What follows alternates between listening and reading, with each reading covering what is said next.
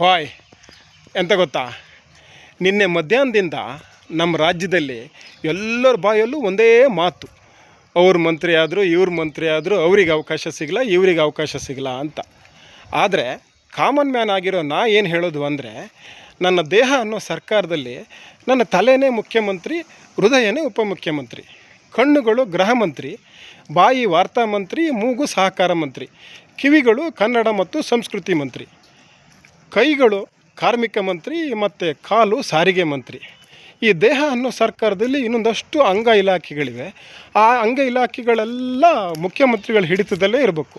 ಯಾಕಂದರೆ ಅವೆಲ್ಲ ಏನಾದ್ರು ಕಂಟ್ರೋಲ್ ತಪ್ಪಿದ್ರೂ ಭಾಳ ಅನಾಹುತ ಆಗ್ತವೆ.